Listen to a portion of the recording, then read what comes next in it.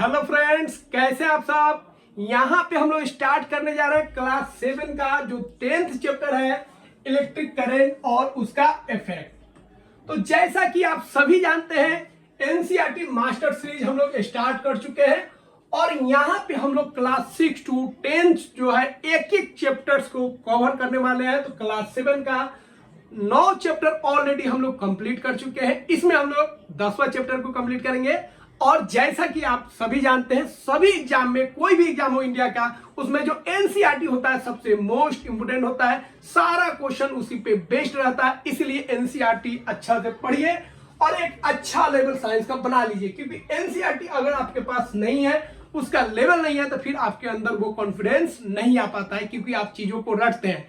लेकिन अगर कॉन्सेप्ट के साथ साथ अगर उस चीज को ध्यान में रखिएगा, फैक्चुअल क्वेश्चन को, तो ये बहुत ही फायदेमंद करेगा। ठीक है, तो चलिए एक एक पॉइंट्स को हम लोग समझते हैं। बहुत सारे लोगों को समझ में नहीं आ पाता है, तो यहाँ पे हम आपको डायग्राम प्लस थ्योरी और फिर इस पे बेस्ड एमसीक्यू क्वेश्चन भी देंगे जो आप खुद कीजिएगा।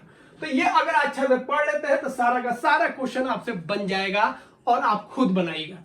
तो चलिए शुरुआत करते हैं और इलेक्ट्रिक करंट को समझते हैं। तो यहाँ पे हम लोगों को इस चैप्टर में दो चीज को पढ़ना है। एक, इलेक्ट्रिक करंट होता क्या है और उसका क्या क्या इफेक्ट होता है, क्या क्या इफेक्ट होता है। ठीक है, तो पहले हम लोग समझते हैं इलेक्ट्रिक करंट होता क्या है। ठीक है, तो देखिए इलेक्ट्रिक करंट हम लोग बचपन से पढ़ते आ रहे हैं। इलेक्ट्रिक करंट का मतलब क्या होता है, देखिए करंट का मतलब समझिए। करंट का मतलब होता है कोई चीज का फ्लो करना। अगर पानी फ्लो कर रहा है तो हम लोग बोलेंगे वाटर करंट या उसी को स्ट्रीम बोलते हैं। हवा अगर फ्लो करेगा तो हम क्या बोलेंगे, एयर करंट। तो करंट का मतलब होता है फ्लो करना। तो वही जब चार्ज फ्लो करेगा, क्या फ्लो करेगा, चार्ज। तो चार्ज फ्लो करेगा तो इसी को हम लोग बोलेंगे, क्या बोलेंगे, इलेक्ट्रिक करंट बोलेंगे। तो इलेक्ट्रिक करंट कुछ नहीं है भैया, यह क्या है, चार्ज का फ्लो है। जब चार्ज फ्लो करेगा उसी को हम लोग बोलेंगे इलेक्ट्रिक करंट। लेकिन यहां पे आपको ध्यान रखना है, चार्ज अगर इस डायरेक्शन में फ्लो कर रहा है तो जो करंट होगा वह इस डायरेक्शन में फ्लो करेगा। तो चार्ज जिस डायरेक्शन में फ्लो करता है उसका अपोजिट डायरेक्शन में क्या फ्लो करता है, करंट फ्लो करता है। ये क्लास 7 के हिसाब से आपको यहाँ पे ध्यान में रखना है। जब क्लास 10 में जाएंगे तो और विस्तार से आपको हम बताएंगे। तो इलेक्ट्रिक करंट आप समझ गए। अब इलेक्ट्रिक करंट भाई सब सब्सटेंस से, सब मटेरियल से तो पास करेगा नहीं।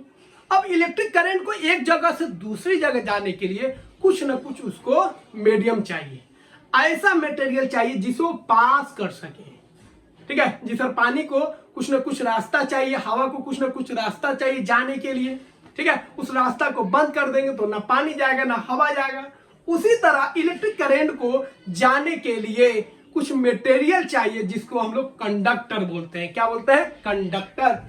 तो इलेक्ट्रिक करंट जिस मटेरियल से पास करता है, गुजरता है, वैसे मटेरियल को हम लोग क्या बोलते हैं भाई, कंडक्टर बोलते हैं। और जिस मटेरियल से इलेक्ट्रिक करंट पास नहीं कर पाता है उसको हम लोग क्या बोलते हैं, इंसुलेटर बोलते हैं। समझ में आया। तो ये सभी के लिए है, सभी एग्जाम के लिए भाई।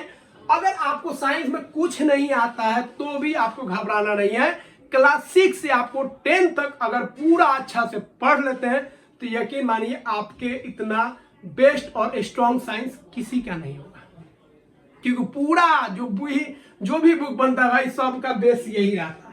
तो इसीलिए एनसीईआरटी को अच्छा से पढ़ लीजिए। बुक समझ में नहीं आता है कोई बात नहीं है, हम आपको एक एक पॉइंट समझा देंगे और उस पर बेस्ट क्वेश्चन भी कराएंगे।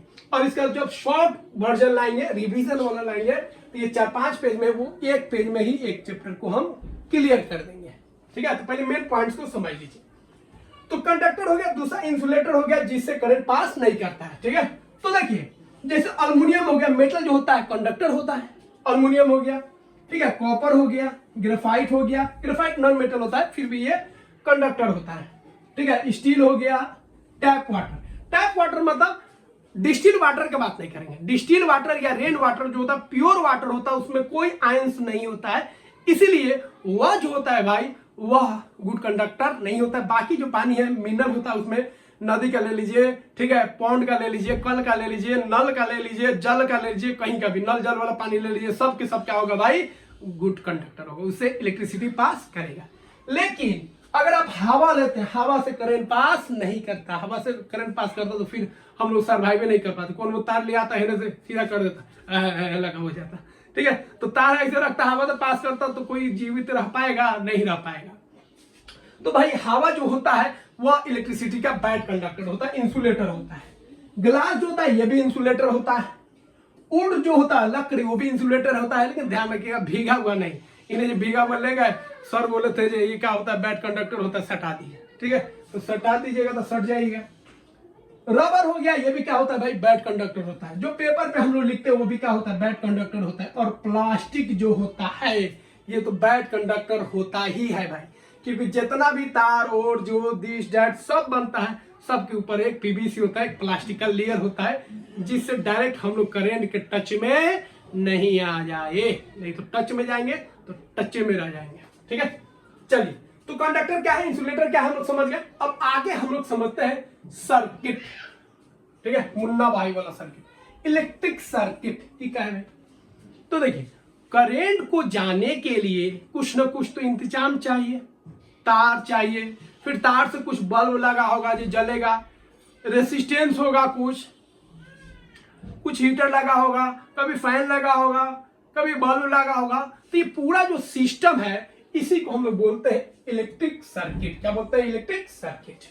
ठीक है, तो इलेक्ट्रिक सर्किट में क्या होता है, एक वायर होता है। क्या होता है, वायर होता है। ठीक है, फिर एक बैटरी होता है या इलेक्ट्रिक करंट यहां से पास करेगा, बल्ब होता है। ठीक है, फैन लगा लीजिए।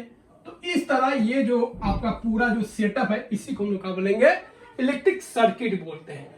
तो इलेक्ट्रिक सर्किट जो होता है एक क्लोज्ड पाथ होता है। क्लोज्ड पाथ मतलब कहीं पे भी आपको कनेक्शन को हटाना नहीं है।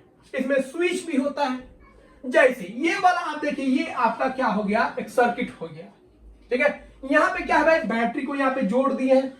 ठीक है, बैटरी से इधर करंट निकल रहा है, इस बल्ब को क्या करेगा, जलाएगा, फिर इधर से इस बैटरी में आ जाएगा। कब, ये स्विच को रखें, ये स्विच जब हम ऑन रखेंगे तब। तो ये साइन हो गया आपका ऑन का, और जब बिंदु नहीं रहेगा तो आगे हम आपको बताएंगे, ये आपका हो गया ओपन। तो जब सर्किट क्लोज रहेगा, बल्ब फ्यूज नहीं रहेगा, तार और अगर काटा नहीं हो, तो वैसे सर्किट को क्लोज सर्किट बोलेंगे। क्लोज सर्किट मतलब पूरा वायर में, पूरे सिस्टम में करंट दौड़ रहा है। और ये करंट कब दौड़ेगा, जब कहीं पे तार कटा फटा नहीं हो, फ्यूज ठीक ठाक हो, ठीक है, बल्ब फ्यूज नहीं हो, ठीक है, बैटरी से सप्लाई जा रहा हो, तब उसको हम लोग क्या बोलेंगे, क्लोज सर्किट बोलेंगे। लेकिन अगर स्विच ही ऑन नहीं की है, या स्विच ऑन कर दिए है, बल्ब फ्यूज है, या कोई ऐसा इसमें डिवाइस लगा है जो फ्यूज है, तो उसको हम लोग क्या बोलेंगे, ओपन सर्किट बोलेंगे। तो ये सिंपल सा है क्लास 7 के लिए, क्योंकि रेसिस्टेंस अभी तो पढ़ना नहीं है, इसलिए जब आएगा उसके बाद ही तो हम उस समय बात करेंगे। तो ये हो गया ओपन सर्किट। ओपन सर्किट मतलब इसमें क्या होता है, करंट फ्लो नहीं करता है, तो इसमें करंट फ्लो नहीं करेगा, लेकिन क्लोज सर्किट में करंट फ्लो करेगा। तो सर्किट कहीं पे भी टूटा फूटा होगा, तार के फॉर्म में हो, या बल्ब फ्यूज कर जाए, या कोई डिवाइस फ्यूज कर जाए, तो वहां पे करंट फ्लो नहीं करेगा। तो याद रखिएगा, क्लोज सर्किट कब होगा, जब सर्किट कंप्लीट होगा भाई, इसमें करंट फ्लो करेगा। लेकिन ओपन सर्किट क्या होगा भाई, इसमें सर्किट टूटा होता है, अब तार टूट जाए तब, या स्विच ऑफ हो जाए तब, या बल्ब फ्यूज हो जाए तब, या जो डिवाइस लगा है वो फ्यूज हो जाए तब, तो करंट फ्लो नहीं करेगा। ठीक है, तो ओपन सर्किट और क्लोज सर्किट हम लोग समझ लिए।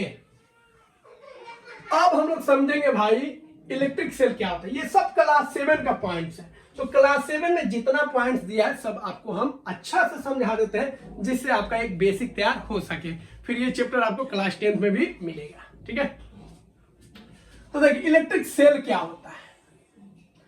सेल जो होता है एक ऐसा डिवाइस होता है भाई, जिसके अंदर होता है chemical energy. Chemical energy, chemical मतलब समझ गए रिएक्शन, केमिकल मतलब क्या हो गया, रिएक्शन। तो उस बैटरी के अंदर कुछ रिएक्शन होता है जिससे एनर्जी निकलता है, उस एनर्जी को केमिकल एनर्जी बोलते हैं। तो बैटरी से पहले सेल जो है एक ऐसा डिवाइस होता है जिसके अंदर केमिकल एनर्जी होता है। कैसे आता है भाई, तो उसके अंदर रिएक्शन होता है जिससे केमिकल एनर्जी निकलता है। अब यह केमिकल एनर्जी जो है इसी का हम लोग यूज करते हैं, ठीक है, बल्ब को जलाने के लिए, क्योंकि ये केमिकल एनर्जी जो है बदल जाता है इलेक्ट्रिकल एनर्जी में। ठीक है, तो लिखे हैं a device that converts chemical energy into electrical energy. तो बैटरी के अंदर जो केमिकल एनर्जी है, बैटरी उसको किस में बदल देता है, इलेक्ट्रिकल एनर्जी में बदल देता है। और हर एक जगह हम लोग इसका इस्तेमाल करते हैं, घड़ी में हो तब, मोबाइल में हो तब, या बहुत सारा डिवाइस में हम लोग यूज करते हैं। ठीक है, अब देखिए, अब अगर हम सेल की बात कर लिए, सेल समझ गए। ठीक है, अब सेल जो होता है उसमें दो एंड होता है, दो टर्मिनल होता है। एक होता है पॉजिटिव टर्मिनल और एक होता है निगेटिव टर्मिनल। तो ये हो गया आपका ऊपर वाला हेड प्लस और नीचे वाला हो गया माइनस, ये प्लस और नीचे वाला माइनस।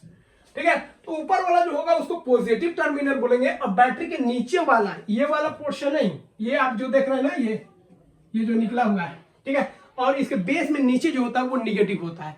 तो ऊपर वाला पॉजिटिव टर्मिनल होता है और नीचे वाला क्या होता है, निगेटिव टर्मिनल बोलते हैं। ठीक है, अब आपको ध्यान रखना है, बैटरी का जब आगे नोटेशन बताएंगे तो ध्यान रखिएगा, पॉजिटिव टर्मिनल को हम लोग लंबा लिखते हैं और जो निगेटिव टर्मिनल होता है उसको छोटा लिखते हैं, छोटा, ऐसे लाइन खींच देंगे। तो ये हो गया आपका निगेटिव टर्मिनल और ये हो गया आपका पॉजिटिव टर्मिनल और ये आपका वायर हो गया। ठीक है, तो इस तरीके से हम लोग डिनोट करते हैं, बड़ा वाला पॉजिटिव टर्मिनल और छोटा वाला क्या हो गया आपका निगेटिव टर्मिनल। ठीक है, अब बैटरी क्या होता है भाई, तो बैटरी कोई नया चीज नहीं है, सेल समझ गए।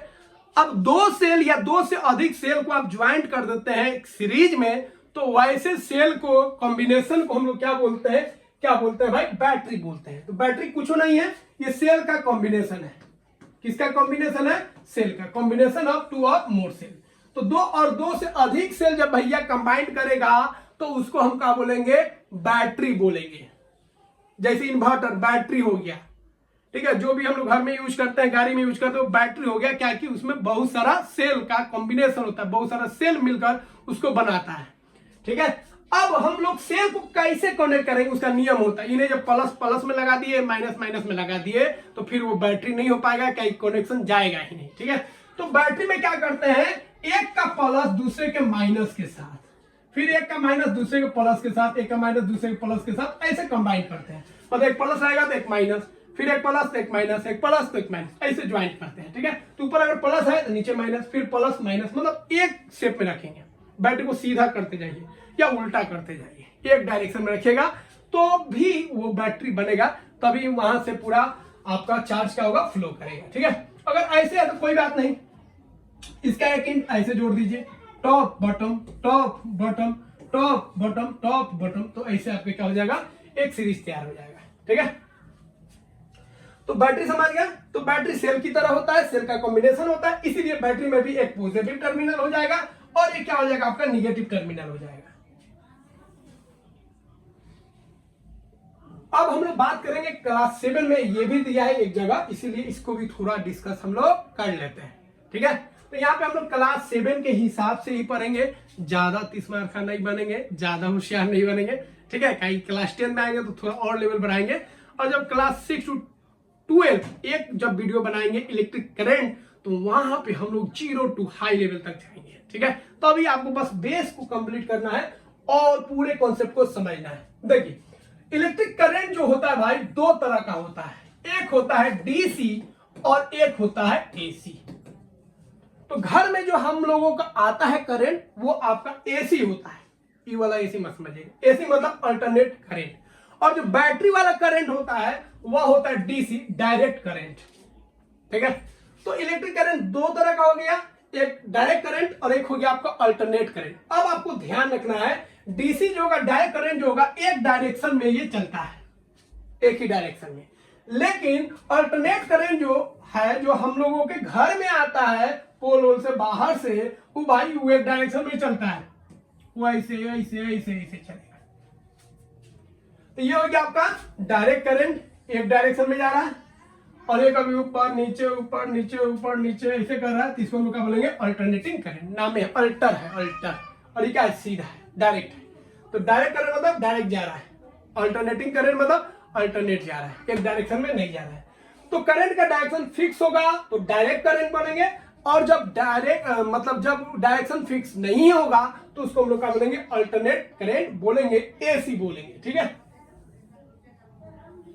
चलिए आगे बढ़ते हैं, अगला पॉइंट समझते हैं। हाँ, अगला पॉइंट है शॉर्ट सर्किट। ये भी एनसीईआरटी में है भाई। बहुत लोग बोलते हैं कहां पे है, जो ब्लू कलर का डब्बा दिया है उसमें दिया हुआ है। ठीक है, तो कोई पॉइंट्स नहीं छोड़े। एनसीईआरटी में जितना पॉइंट्स दिया है भाई सबको यहाँ पे हम चर्चा करेंगे। सारे पॉइंट्स पे नोट्स हम बना दिए। ठीक है, तो देखिए शॉर्ट सर्किट क्या होता है, ओवरलोडिंग क्या होता है। शॉर्ट सर्किट मतलब सर्किट का छोटा हो जाना। तो देखिए एक तार जा रहा है, ठीक है, एक हो गया आपका लाइव वायर जो मेन वायर होता है, और एक आपका हो गया न्यूट्रल। जा रहा है लेकिन एक जगह क्या हुआ, दोनों क्रॉस किया और यहां पे वो क्या होगा, दोनों का कनेक्शन हो गया। तो कनेक्शन अगर हो जाएगा तो ये जो आपका करंट इधर से जा रहा है वो आपका उधर ना जाके इधर फ्लो करने लगेगा। मतलब एक ही तार से दोनों फ्लो करने लगेगा, जिसके वजह से करंट जो है अधिक हो जाएगा, जिसकी वजह से वो तार जो है आपका पिघल जाएगा और इतना उसमें हीट प्रोड्यूस होगा जिससे वो जल जाएगा। और उसके आसपास अगर कोई चीज है तो आग भी लग जाता है घर में। तो घर में जो आग लगता है बिजली के द्वारा, उसका एक मेन कारण होता है शॉर्ट सर्किट। तो इसके लिए बहुत सारे फैक्टर है। एक तो तार में सट गया, दूसरा अगर आपका दूसरा एक और कारण होता है जो ओवरलोडिंग होता है, उसको हम बताएंगे। ठीक है, तो शॉर्ट सर्किट में ध्यान रखिएगा, जब लाइव वायर जो मेन वायर है और न्यूट्रल वायर जब टच में आ जाता है, अब मान लो उसके ऊपर कवर है, टच में आएगा तो कोई फर्क नहीं पड़ेगा। कवर नहीं है और वो टच में आ जाए तो करंट जो है इस रास्ता को छोड़ के इसी रास्ता में फ्लो करने लगेगा, एक ही रास्ता में फ्लो करने लगेगा। मतलब अपने सर्किट को क्या कर लेगा, छोटा कर लेगा। इसी को शॉर्ट सर्किट बोलते हैं। और करंट इतना ज्यादा यहाँ पे फ्लो करेगा, ये यहाँ पे हीटिंग इफेक्ट होगा और इसके कारण तार जो है पिघल जाएगा, कनेक्शन टूट जाएगा। ठीक है, या बल्ब हो सकता है ब्लास्ट हो जाए, कहीं ज्यादा करंट जा रहा है तो कुछ भी हो सकता है। तो जब लाइव वायर और न्यूट्रल वायर डायरेक्ट एक दूसरे में कांटेक्ट में आ जाएगा, टच में आ जाएगा, तो वहां पे बहुत अधिक करंट फ्लो करेगा, जिसके वजह से आग लग सकता है, स्पार्किंग हो सकता है। अब देखिए ओवरलोडिंग क्या होता है। ओवरलोडिंग देखिए का कि एगो डब्बा है भाई ना, बोर्ड का सामने लगा हुआ है, इसका कनेक्शन एक ही है। अब इसमें क्या किए हैं आप, टीवी लगा दिए हैं, इसी में मोबाइल लगा दिए हैं, इसी में हीटर लगा दिए हैं, इसी में आयरन लगा दिए हैं, इसी में पंखा लगा दिए हैं, बहुत सारा चीज लगा दी। तो इसका जो कैपेसिटी था उससे आप ज्यादा लगा दिए, ज्यादा करंट निकालने। तो इससे होता क्या है, जो इसके ऊपर इतना इफेक्ट पड़ता है, इतना हीटिंग इफेक्ट आ जाता है, जिसके कारण ये क्या होता है, जल जाता है। जैसे यहाँ पे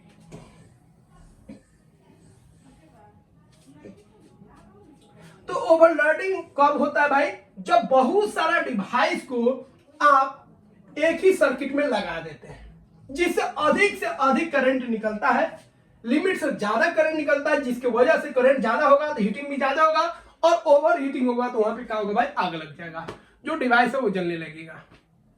ठीक है, और उसके आसपास अगर कोई चीज है जलने वाला तो और खतरनाक हो जाता है, इसको संभालना मुश्किल हो जाता है। तो घर में जो इलेक्ट्रिक के द्वारा आग लगता है उसका कारण यही है, शॉर्ट सर्किट या ओवरलोडिंग। ठीक है, एक बार तो मेरे ही घर में ओवरलोडिंग की वजह से आसपास के जो कुछ सामान नहीं था, जला नहीं था, लेकिन काफी नुकसान हो गया। तो ये तो बहुत कॉमन है कि शॉर्ट सर्किट के लिए तो ये भी हो जाता है, लेकिन ये तो कॉमन है। हम लोग जबरदस्ती 20-25 ठूस दिए, चार्जर वोर्जर सब लगा दिए, टीवी का वायर लगा दिए, मोबाइल का वायर लगा दिए, हीटर लगा दिए, सारा चीज लगा दिए। ठीक है,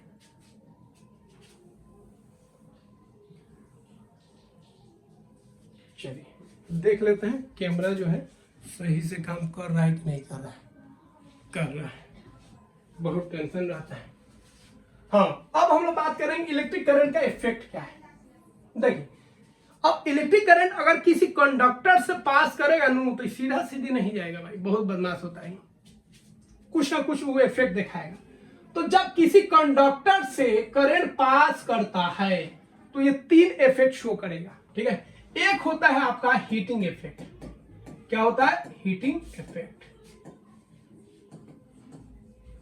एक होता है मैग्नेटिक इफेक्ट और एक होता है केमिकल इफेक्ट। केमिकल इफेक्ट, तो यहां पे इस चैप्टर में हम लोगों को केवल 2 ही इफेक्ट पढ़ना है, हीटिंग इफेक्ट और मैग्नेटिक इफेक्ट। क्लास 8 में हम लोग इलेक्ट्रिसिटी का केमिकल इफेक्ट पढ़ेंगे, तो केमिकल का यहाँ पे हम लोग डिस्कस नहीं करेंगे, ठीक है। अब देखिए इसको समझ लीजिए, इलेक्ट्रिक करंट के हीटिंग इफेक्ट मतलब कंडक्टर से अगर करंट पास हो रहा है तो वो कंडक्टर गर्म हो जाएगा, और इस इफेक्ट को हम लोग बोलेंगे हीटिंग इफेक्ट। अगर किसी कंडक्टर से करंट पास हो रहा है तो वो मैग्नेट की तरह बिहेव करेगा, दूसरे मैग्नेट को या आयरन को क्या करेगा, अट्रैक्ट करेगा, और इस प्रॉपर्टीज को मैग्नेटिक इफेक्ट बोलेंगे। केमिकल इफेक्ट क्या होता है भाई, तो जब इसको हम इलेक्ट्रोड्स में डालेंगे, इलेक्ट्रोलाइसिस कराएंगे, तो ये बहुत सारा वहां पे रिएक्शन करता है, उसको केमिकल इफेक्ट बोलते हैं, ठीक है। तो केमिकल इफेक्ट को यहाँ पे हम लोग डिस्कस नहीं करेंगे।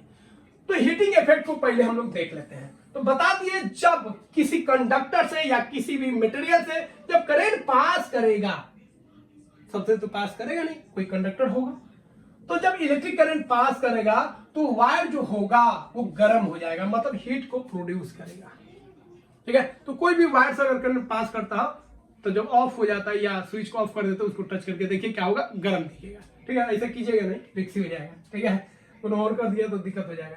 कहीं भाई हम बिजली का कोई भी काम करते हैं तो ऐसे डायरेक्ट नहीं, एक तो सबसे पहले स्विच को काटेंगे, उसके बाद फ्यूज निकालेंगे रूम का, उसके बाद जो मेन स्विच होगा उसको काटेंगे, फिर जो चेंजर होता है लेफ्ट राइट उसको घुमाएंगे, फिर स्टेबलाइजर काटेंगे, फिर एक और मेन होता है जो कहाँ पर आता है, मीटर में आता है, फिर उसको काटेंगे, तब जाके पिलास लेके ग्लव्स पहन के तब जाके उसको बनाते हैं। फिर भी हमको डर रहता है, फिर भी चेक करते रहते हैं टेस्टर से करंट है कि नहीं है, क्योंकि बहुत डर लगता है उससे, थोड़ा सा भी अगर झटका लगा दो भैया समय नहीं देगा वो, ठीक है।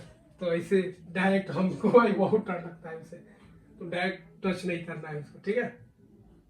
पकड़ेगा तो छोड़ेगा नहीं। चलिए, तो समझ गए। अब इसका बहुत सारा एप्लीकेशन है, ये जो हीटिंग इफेक्ट है। अब हीटिंग इफेक्ट से घाटा भी है भाई, इलेक्ट्रिसिटी हमारा लॉस हो जा रहा है, करंट के फॉर्म में जा रहा है, दूसरे काम कर रहे हैं, और ये हीट के फॉर्म में लॉस दे दे रहा है। लेकिन उसी लॉस का बहुत जगह यूज भी है। तो इलेक्ट्रिक करंट तो लॉस हो रहा है, लेकिन उस लॉस का हम लोग बहुत सारे केस में फायदा उठा लेते हैं। कहाँ? आयरन में हम लोग यूज कर लेते हैं इस हीट का, हीटर में हम लोग यूज कर लेते हैं इस हीट का, ठीक है। केतली जो होता है आयरन वाला इलेक्ट्रिक केतली, उसमें हम लोग यूज कर लेते हैं। खाना पकाने में हम लोग राइस कुकर, ये सब बहुत सारा होता है जिसमें हम लोग इसका उपयोग कर लेते हैं, ठीक है। गीजर में हम लोग इसी हीट का उपयोग कर लेते हैं, ठीक है। हेयर ड्रायर जो होता है उसमें भी हम लोग इसका इस्तेमाल कर लेते हैं, ठीक है। और हीटर में तो होता ही है, आयरन में भी हम लोग इसका कर लेते हैं। इसका यूज जो है इलेक्ट्रिक फ्यूज में भी होता है, आगे हम बताएंगे। और इसका यूज जो है पहले वाला जो बल्ब होता था उसमें भी हम लोग करते थे, फिलामेंट वाला बल्ब। तो यह जो हीट प्रोड्यूस हो रहा है जब करंट पास कर रहा है किसी कंडक्टर से, तो उसका बहुत सारा इस्तेमाल होता है, ठीक है। चलिए बल्ब वाला देख लीजिए, ठीक है। तो अब तो इसको हटा ही देना चाहिए, थोड़ा सा देना चाहिए, क्योंकि अब इसका तो कोई यूज है नहीं, फिर भी पहले यूज होता था इसलिए इसको जान लेते हैं। तो पुराना वाला जो बल्ब आप देखे थे, पीला वाला, जिसका पीला लाइट होता था और बीच में यहाँ पे एक स्प्रिंग टाइप का होता था जो टंगस्टन होता था, टंगस्टन। तो टंगस्टन का हम यूज करते थे, और इसी को क्या बोलते थे, फिलामेंट। क्या बोलते थे? फिलामेंट। तो यहाँ पे आपको ध्यान रखना है, बल्ब जो होता था उसका जो फिलामेंट है वो टंगस्टन से बना होता है, और इससे जब करंट पास करता था तो ये इतना हीट करता था, इतना हीट हो जाता था जिससे लाइट निकलने लगता था। तो ये हीट होकर लाइट को प्रोड्यूस करता था। अब इसके बारे में एक खास चीज याद रखना है, जो फिलामेंट होता है उसका रेसिस्टेंस क्या होता है भाई? हाई। रेसिस्टेंस तो हाई होगा, जितना रेसिस्टेंस हाई होगा उतना ही ज्यादा वह हीट प्रोड्यूस करेगा। तो रेसिस्टेंस हाई होगा, अब प्लस इसका मेल्टिंग पॉइंट भी हाई होता है, क्योंकि अगर मेल्टिंग पॉइंट लो होगा तो ये जल्दी टूट जाएगा, जिससे करंट पास करेगा नहीं, बल्ब जलेगा नहीं, ठीक है। तो इसका याद रखिएगा, मेल्टिंग पॉइंट भी हाई होता है और रेसिस्टेंस भी हाई होता है। क्लास 7 में नहीं है, लेकिन आगे हम लोग डिस्कस करेंगे क्लास 10 में, ठीक है। लेकिन इस पॉइंट को ध्यान रखिएगा, डायरेक्ट क्वेश्चन पूछ लेता है, ठीक है। तो गर्म होता है, गर्म होकर लाइट प्रोड्यूस करता है, ठीक है। लेकिन इसमें दिक्कत क्या है भाई, ये लाइट प्रोड्यूस तो कर रहा है लेकिन कम लाइट दे रहा है और ये ज्यादा गर्म हो रहा है, मतलब ये हीटर का काम करता है, ठीक है। तो ठंडा के दिनों में पहले, अभी तो नहीं भैया, अब तो बंद हो गया, और जब से मीटर नायका मीटर आया वो तो भैया क्या कहें, वो अलग बर्बाद कर दिया है, ठीक है। तो पहले जो बिल आता था उसका दुगुना तीन गुना रहा था। पहले क्या होता था, पहले कुछ साल पहले जब स्मार्ट मीटर ये सब नहीं था, तो घर में अगर मान लीजिए हीटर यूज कर रहे हैं तो उसका तो बिल ज्यादा आएगा, तो उसके जगह पे हम क्या करते हैं, रूम में 1-2 बल्ब लगा देते थे, उससे काफी गर्मी हो जाता था। ठीक है, तो पीला बल्ब अगर 100 वाट का लगा दीजिएगा तो वो एक तरह का हीटर का ही काम करेगा, तो पूरे रूम को पूरा गर्म रखता था। ठीक है, अभी तो नहीं कर सकते भैया, अभी तो बहुत कॉस्टली पड़ जाएगा, ऐसे भी एनर्जी का लॉस होगा, लेकिन हीटर की तुलना में ठीक था। ठीक है, चलिए तो ये पॉइंट्स भी जान लीजिए। अब हम लोग का जमाना CFL का है, लेकिन अब तो LED का आ गया है और NCERT डिजाइन में करते हैं भैया। ये एकदम 5 साल 6 साल पर अपडेट करते हैं अपने आप को, एक बार लिख दिया, हमारे दादाजी पढ़ेंगे, चाचा जी पढ़ेंगे, हम पढ़ेंगे, हमारा बच्चा पढ़ेगा, सब यही पढ़ेगा। ठीक है, तो भैया साइंस को कम से कम भाई अपग्रेड रखो, अपडेट रखो, काहे कि साइंस में हमेशा नया नया चीज आ रहा है। अब AI का जमाना आ गया, कोई एक चैप्टर होना चाहिए जिसमें AI के बारे में बताया जाए। तो नया नया जो टेक्नोलॉजी है उसका भी एक चैप्टर रहना चाहिए, जिससे बच्चा जो है उस टेक्नोलॉजी को समझे, जाने का। एक साइंस का मतलब है साइंस एंड टेक, साइंस से टेक्नोलॉजी, तो वो अपडेट नहीं होता। अभी देखिए CFL का बात कर रहा, हम लोग LED पर चले गए हैं, LED से भी नया वर्जन आ जाएगा, तब तक ये सोए रहेंगे ये लोग। तो साइंस को कम, बाकी हिस्ट्री ये सब तो है भैया, जो हो गया सो हो गया, उसको ना पढ़ लेना है, समझ लेना है, उसे सीख लेना है। बाकी सब्जेक्ट लगभग भैया, लेकिन जहां पे चेंज आ रहा है, जैसे साइंस हो गया, हमेशा नया नया चीज आएगा। मैथ में भी कुछ चेंज होता है लेकिन उतना नहीं, लेकिन साइंस में तो बहुत ज्यादा चेंज हो रहा है, हमेशा नया नया चीज आ रहा है, एक थ्योरी खत्म हो रहा है, दूसरा नया थ्योरी आ रहा है, तो हमेशा इसको अपडेट करने की जरूरत है, लेकिन अपडेट होता नहीं। एक बार NCERT बन गया। ठीक है, अभी चेंज हुआ है, चेंज होगा तो चैप्टर गायब, और कौन चैप्टर गायब हो जाएगा किसी को पता नहीं है। हेरिडिटी और इवोल्यूशन एक चैप्टर था, दोनों एक दूसरे का लिंक था। हेरिडिटी है, इवोल्यूशन क्या है, मतलब हेरिडिटी पढ़ने के बाद उसका अप्लाई क्या है क्या नहीं है कोई मतलब नहीं। तो ऐसा चैप्टर गायब होगा तो पता नहीं चलेगा, दोनों के बीच में लिंक रहता है ना। पता चला जब फोर्स गायब, हम मोशन पढ़ना था, बिना फोर्स के भाई मोशन कैसे पढ़ेंगे।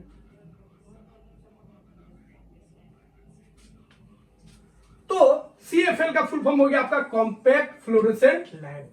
इसमें क्या होता है, मेन पॉइंट्स को ध्यान रखिए। इसमें जो होता है फास्फोरस का कोटिंग होता है, जो आप ट्यूब देख रहे हैं उसके लेयर में फास्फोरस का कोटिंग होता है, और यही जो होता है व्हाइट लाइट को प्रोड्यूस करता है। ठीक है, तो ये कम एनर्जी लेकर, मतलब कम इलेक्ट्रिसिटी लेकर ये ज्यादा एनर्जी को प्रोड्यूस करता है। किसके तुलना में, ये पुराना वाला जो बल्ब था फिलामेंट वाला, उसके तुलना में।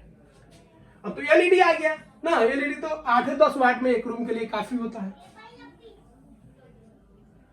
अब हम बात करेंगे फ्यूज का। Fuse, electrical fuse. देख इलेक्ट्रिकल फ्यूज क्या होता है भाई, घर में होता है, हर एक डिवाइस में इलेक्ट्रिक फ्यूज होना एकदम तय है। रूम में हो तब, फ्रिज में हो तब, स्टेबलाइजर रूम में हो तब, हर डिवाइस में लगा रहता है। क्यों? क्योंकि इसका काम ये होता है, अगर अधिक करंट आया, हाई करंट आया, तो उसको क्या करेगा भैया, ये जो है अपने आप को सेक्रीफाइस कर देगा। क्या कर देगा? अपने आप को सेक्रीफाइस कर देगा, अपने आप को पिघला लेगा। इसका दिल पिघल जाता है, टूट जाएगा और करंट के फ्लो को रोक देगा और उस डिवाइस को बचा लेगा भाई। अगर फ्रिज में लगा हो, अधिक करंट आ रहा है तो ये भैया पिघल जाएगा, ये वायर होता है, अधिक का पिघल जाएगा, टूट जाएगा और करंट का कनेक्शन रुक जाएगा, क्योंकि सर्किट तो पूरा है नहीं। तो जैसे ही टूटा करंट रुक जाएगा और वो जो डिवाइस है वो बच जाएगा। मोबाइल हो या एक्सटेंशन बोर्ड हो, इस सब में लगा रहता है। ठीक है, तो फ्यूज का काम है, जे अधिक करंट अगर आ रहा है तो यह क्या करता है, पिघल जाता है, टूट जाता है, जिससे सर्किट जो होता है ओपन हो जाता है, सर्किट खत्म हो जाता है, जिसकी वजह से करंट पास नहीं करता है। और करंट नहीं पास करने के कारण क्या होता है भाई, जिस डिवाइस में लगा होगा वो डिवाइस बच जाएगा। जैसे ये बोर्ड हम रखे हैं भैया, बहुत महंगा है, EMI पर लेके आए हैं ना, तो बहुत रिक्सी है। अगर EMI पर कोई सामान लाओ और वो अगर टूट फूट जाए, बहुत दर्द होता है। कहिए तो भैया वो सामान टूट फूट गया, अलग झमेला, उसके ऊपर जब EMI भरोगे तब तक बहुत दर्द होता है। तो EMI पर चीज को अगर ला रहे हैं तो डबल रिस्क हो जाता है, तो उसको ज्यादा सेफ रखना पड़ता है। तो यहाँ पे क्या है भैया, एक कनेक्शन है ना, अब तो MCB का जमाना आ गया, तो वहां पे एक MCB लगा दिया जाता है ताकि इस पे कोई प्रभाव न पड़े। तो फ्यूज का मतलब समझ गए, फ्यूज क्या है भाई, अपने आप को सेक्रीफाइस कर देता है, अपने आप को गला लेता है, अपने आप को तोड़ देता है। कब? जब एक्स्ट्रा करंट पास करेगा तब, और या जिस डिवाइस में लगा होगा उसको सुरक्षित रखेगा, या जिस रूम में लगा होगा उसको बचा लेगा। ठीक है, तो ये आपका ये जो डिवाइस आप देख रहे हैं ये फ्यूज होता है, और ये बहुत सारे डिवाइस में, बहुत सारे इंस्ट्रूमेंट में लगा होता है। और ये जो है चेंजर वेंजर जो हम लोग देखते हैं, मेन स्विच, उसमें लगा रहता है। यहाँ पे एक वायर होता है और ऐसे वायर को लेते हैं जो ज्यादा करंट आने पर क्या हो जाए, पिघल जाए। तो पहले हम लोग जानते नहीं थे, बार बार पिघल जाता था, फ्यूज टूट जाता था, तो हम लोग आगे एक बार मोटका लगा दिया, मोटर तार लिया लगा दिए, जब टूट में नहीं करेगा। तो एक बार का करंट अब तो ठीक ठाक रहता, पहले कभी ज्यादा कभी हमेशा फ्लक्चुएशन रहता था। अब एक बार अधिक करंट आया, ये नहीं पिघला, लेकिन बाकी जो हम लोग का घर का वायर था वो पिघल गया। कहीं हम बहुत मोटा एकदम कॉपर का बहुत मोटा लगा दिए थे, जो मेन स्विच जो होता है वो वाला तार लगा दिए थे। तो उसका नुकसान समझ में आया, फिर बाद में बड़े हुए साइंस पढ़े तब समझ में आया जिसमें थोड़ा सा पतला ही लगाना है जो मेल्ट कर सके। ठीक है, हाँ, तो फ्यूज के बारे में समझ गए। ठीक है, पतला वायर होता है।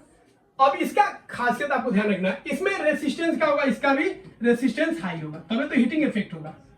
रेसिस्टेंस क्या होगा, हाई, लेकिन इसका मेल्टिंग पॉइंट लो होगा भाई। फिलामेंट में क्या था, दोनों ज्यादा, रेसिस्टेंस भी ज्यादा और मेल्टिंग पॉइंट भी ज्यादा, लेकिन इसमें मेल्टिंग पॉइंट ज्यादा रहेगा तो दिक्कत हो जाएगा। मेल्टिंग पॉइंट कम रहना चाहिए ताकि ये फ्यूज कर सके, मतलब ये मेल्ट कर सके। तो मेल्टिंग कब होगा, जब मेल्टिंग पॉइंट कम होगा तब ना। ठीक है, तो इसका रेसिस्टेंस हाई होता है और मेल्टिंग पॉइंट क्या होता है, कम होता है, ध्यान रखिएगा। ठीक है, तो ये बता दिया आपको, पूरा समझा दिए पॉइंट्स। अब जो जमाना है एमसीबी का, और ये बहुत ही बेस्ट है क्योंकि इसमें एक फायदा होता है जी, इसका अगर फ्यूज उड़ता है तो ये क्या होगा, खुद ब खुद नीचे चल जाएगा। मतलब फ्यूज, मतलब इसमें ऐसा सेटअप रहता है, जो ऐसे रहेगा, स्विच ऊपर कीजिएगा तो ऑन रहेगा, ऊपर कर दिए तो ये वाला जो आप पॉइंट्स देख रहे हैं, इधर आ जाओ भाई, हाँ आ जाओ, इसको ऊपर रखते हैं तो ऑन हो गया। और जैसे ही हाई करंट जाएगा तो इसका सर्किट टूटता है और ये नीचे आ जाता है, फिर ऊपर कर दीजिए, फिर करंट अपने पास करने लगेगा। तो जो खराबी है उसको ठीक कर दीजिए, फिर अपना काम करने लगता है। ठीक है, लेकिन फ्यूज में क्या है भैया, एक बार पिघल गया फिर दूसरा तार लगाना है, तो उससे ज्यादा सेफ होता है और इसमें ज्यादा झमेला नहीं होता है। तो एमसीबी का फुल फॉर्म याद रखिएगा, यह होता है मिनिएचर सर्किट ब्रेकर। ठीक है, तो मिनिएचर सर्किट ब्रेकर का मतलब क्या हो गया, आपका एमसीबी हो गया, इसका हम लोग इस्तेमाल करते हैं।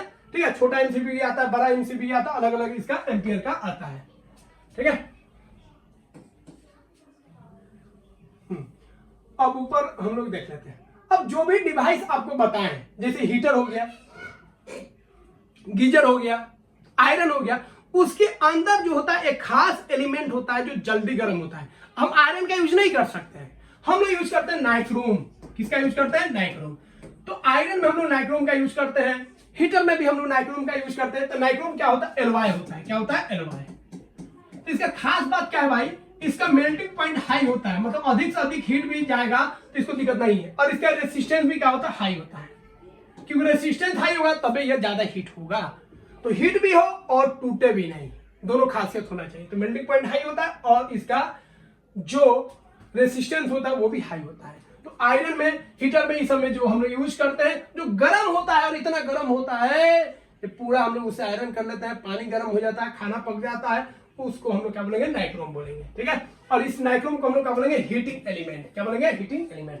तो जितना भी इलेक्ट्रिकल अप्लायंस है जो हीट प्रोड्यूस करके काम करता है, उसमें जो एलिमेंट होता है उसको हीटिंग एलिमेंट बोलते हैं। ठीक है, तो ये जो आप देख रहे हैं ये सब क्या है भाई, हीटिंग एलिमेंट है, यही गर्म होता है। ठीक है,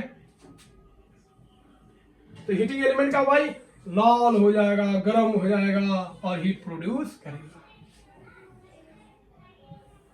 अब अगला पॉइंट देखते हैं, मैग्नेटिक इफेक्ट। हाँ, ये बहुत इंपॉर्टेंट है। देखिए, मैग्नेटिक इफेक्ट कब होगा, मान लीजिए एक वायर ले लिए, ठीक है, और एक आप आयरन का कोई टुकड़ा लीजिए, इस आयरन के ऊपर क्या कीजिए, इस वायर को लपेट दीजिए ऐसे। जितना घना लपेटेगा उतना ज्यादा इसमें मैग्नेटिक इफेक्ट आएगा। तो ये जो आयरन था, ये आयरन का जो रॉड लिए हैं उसमें मैग्नेटिक पावर नहीं है, वो किसी चीज को अट्रैक्ट नहीं कर सकता है। लेकिन जैसे ही इसको ऊपर कॉपर का वायर या कोई कंडक्टर, कॉपर का ज्यादा अच्छा रहेगा, कॉपर के वायर को ऐसे लपेट दीजिए और इसको क्या कीजिए, बैटरी से जोड़ दीजिए। बैटरी से क्या कीजिए, जोड़ दीजिए। ठीक है, तो बैटरी से जैसे ही इसको जोड़िएगा तो यह जो है, यह जो आयरन है अब यह मैग्नेट की तरह काम करेगा। किसकी तरह, मैग्नेट की तरह। इसके आसपास कोई लोहा वोहा ले आएगा तो उसको ये खींचना स्टार्ट करेगा। तो पहले मैग्नेट नहीं था लेकिन यह मैग्नेट हो गया, किसके कारण, इस करंट के कारण। तो करंट अगर किसी लोहा से पास करता है तो उस लोहा को क्या बना देता है भाई, उस लोहा को मैग्नेट बना देता है। तो जब लोहा से करंट पास करेगा तो यह लोहा जो है मैग्नेट की तरह काम करेगा, लेकिन जैसे ही स्विच ऑफ करेंगे तो यह अपने औकात में आ जाएगा, फिर सीधा अब कुछ अट्रैक्शन फैट्रैक्शन नहीं होगा। तो जब करंट पास होगा तो मैग्नेट की तरह बिहेव करेगा, जब करंट पास नहीं करेगा स्विच को ऑफ कर देंगे तो ये मैग्नेट की तरह बिहेव नहीं करेगा। इसका मतलब जो आयरन के अंदर जो मैग्नेटिक पावर आ रहा है, अट्रैक्शन पावर आ रहा है, वो किसके कारण आ रहा है? करंट के कारण आ रहा है। और यह जो मैग्नेट है जब करंट रहेगा तब रहेगा, इसीलिए यह जो होता है इसको हम लोग इलेक्ट्रोमैग्नेट बोलते हैं। क्या बोलते हैं? इलेक्ट्रोमैग्नेट। इलेक्ट्रो मतलब समझिए इलेक्ट्रिसिटी द्वारा, तो यह मैग्नेट किसके द्वारा बन रहा है? इलेक्ट्रिसिटी के द्वारा बन रहा है, इसीलिए इसको इलेक्ट्रोमैग्नेट बोलेंगे। और यह क्या होगा भाई? जब करंट पास करेगा तो अट्रैक्ट करेगा, जब करंट पास नहीं करेगा तो अपने औकात में रहेगा, मतलब कोई अट्रैक्शन नहीं होगा। इसका मतलब यह टेम्पोररी होता है। तो याद रखिएगा, दो क्वेश्चन यहाँ पे बनता है। इलेक्ट्रोमैग्नेट क्या होता है? तो जब किसी रॉड से, आयरन के रॉड से जब कॉइल लपेटेंगे, तार को लपेटेंगे, उसको बैटरी से जोड़ेंगे तो मैग्नेट की तरह काम करेगा, और इसको हम लोग इलेक्ट्रोमैग्नेट बोलेंगे क्योंकि करंट से हम लोग करा रहे हैं। और जब स्विच ऑफ हो जाएगा तो यह अपना पावर को खो देगा, मैग्नेटिक पावर को खो देगा, इसलिए यह जो होता है इलेक्ट्रोमैग्नेट वह टेम्पोररी मैग्नेट होता है। ठीक है, तो वही लिखे आयरन कोर को जब आप करंट फ्लो कराते हैं एक वायर लपेट कर तो मैग्नेट की तरह काम करता है। ठीक है, और यह टेम्पोररी मैग्नेट होता है जिसको हम लोग इलेक्ट्रोमैग्नेट भी बोलते हैं।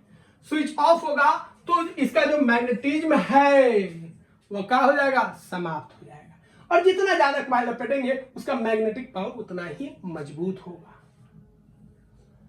तो ये ही आपका फिगर हो गया। ठीक है, चलिए अब इसका एप्लीकेशन बहुत ज्यादा है। आजकल हर एक इंस्ट्रूमेंट में, खास तौर पे पेचकस शीशे में देखिएगा मैग्नेटिक होता है।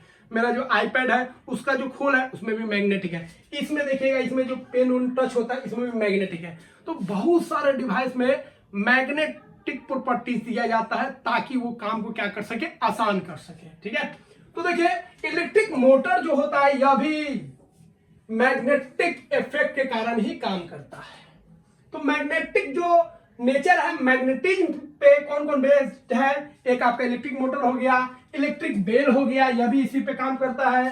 ठीक है, और इसी के कारण मतलब अगर करंट पास हो रहा है और इसे आप साइड में या इसमें अगर कोई आप कंपास को बांध दिए तो कंपास क्या होता है? मैग्नेट होता है, तो इसके अंदर क्या होगा? डिफ्लेक्शन होगा, क्योंकि यहाँ पे एक क्या होगा? मैग्नेटिक फील्ड बन जाएगा, और ये मैग्नेटिक फील्ड इससे क्या होगा? रिपल्सन होगा, जिसके कारण इसका डायरेक्शन बन जाएगा। ठीक है, तो कंपास के जो डायरेक्शन उसको बदल देगा जब हम उससे एक करंट पास कराएंगे, एक वायर पास कराएंगे और उसके आसपास अगर हम रखेंगे, यहाँ पे भी रख दीजिएगा तब भी उसमें डिफ्लेक्शन आ जाएगा। ठीक है, तो कोई वायर से अगर करंट पास करा रहे हैं और बगल में आप कंपास को रखे हैं तो उसमें क्या होगा? डिफ्लेक्शन होगा। इसका मतलब है कि भैया डिफ्लेक्शन क्यों हो रहा है? क्योंकि इसके अंदर, इस वायर के अंदर मैग्नेटिक पावर आ गया। चलिए अब हम लोग समझ लेते हैं भाई जे इलेक्ट्रिक बेल कैसे काम करता है। ठीक है, इलेक्ट्रिक बेल कैसे काम करता है उसको हम लोग समझ लेते हैं। बहुत आसान होता है, बहुत लोग नहीं समझ पाते, तो इसको हम लोग समझ लेते हैं। ठीक है, तो इलेक्ट्रिक बेल कैसे काम करता है उसको हम लोग समझ लेते हैं। तो पहले हाई भैया को देख लीजिए। तो देखिए भैया, इलेक्ट्रिसिटी से हम लोग बहुत अवगत है, बहुत जमाने से हम लोग घर में इलेक्ट्रिसिटी है, इससे बच के रहना है। हम अपना एग्जाम्पल दे दिए। कोई भी काम करना है तो बच्चे मिस्त्री को बुलाइए। अगर आप खुद से कर रहे हैं, पिलास उलास लेके लाइट ऑफ कर दीजिए, स्टेबलाइजर का लाइट ऑफ कर दीजिए, मेन स्विच को ऑफ कर दीजिए, फ्यूज हटा दीजिए, स्विच ऑफ कर दीजिए, सारा ऑफ कर दीजिए। तब पिलास ले लीजिए, टेस्टर ले लीजिए, टेस्टर से चेक कर लीजिए करंट वरेंट नहीं है। तो अब कुछ छोटा मोटा काम करना है, तार उड़ जोड़ना है, छोटा मोटा काम तो कर लीजिए, बड़का काम मत कीजिएगा। ठीक है, नहीं तो रिस्क हो जाएगा। तो सेफ्टी रखना है। फिर अगर गलती से भी झटका लगा तो फिर इस तरह आपका हाल हो जाएगा, बाल खड़े हो जाएंगे, रोंगटे खड़े हो जाएंगे, और इसके कारण आपके अंदर हीटिंग इफेक्ट होगा, हाथ उत गल सकता है। ठीक है, जल सकता है, आपका डेथ भी हो सकता है। ठीक है, तो शॉक्ड नहीं होना है इलेक्ट्रिकल शॉक से। कहाँ है क्या बेल भाई?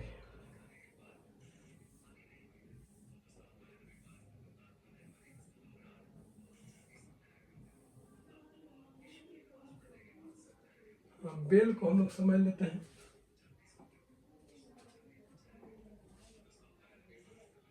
इलेक्ट्रिकल बेल कहाँ गया?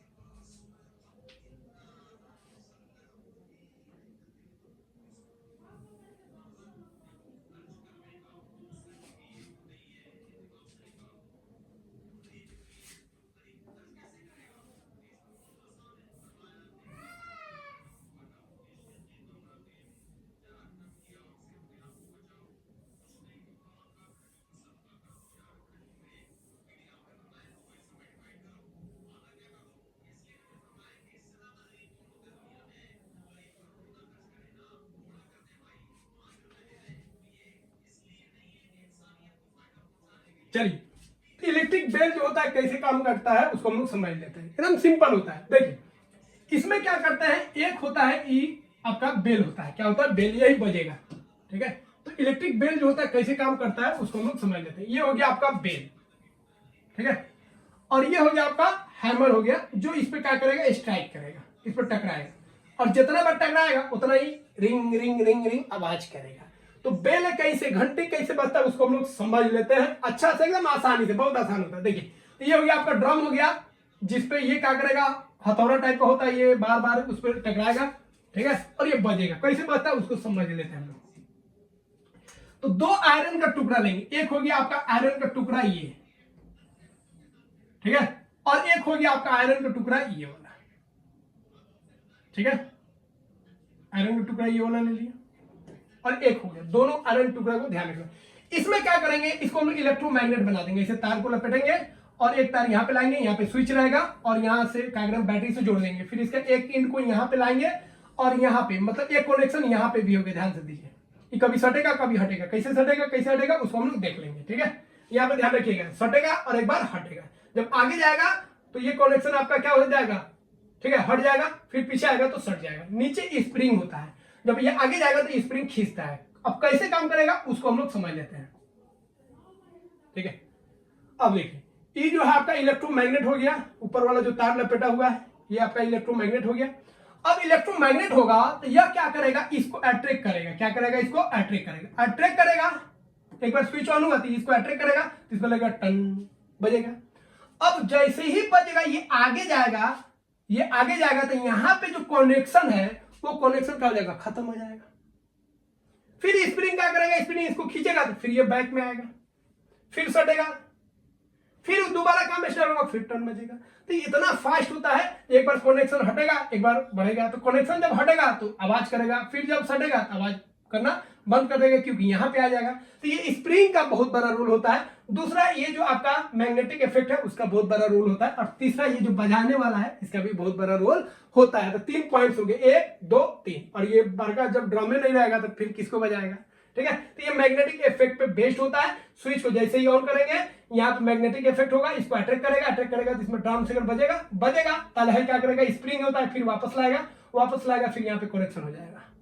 तो जब बजाएगा तो कनेक्शन हट जाएगा, जब पीछे आएगा फिर कनेक्शन जुड़ जाएगा, और ये बार बार रिपीट होता है और घंटी बजते जाता है।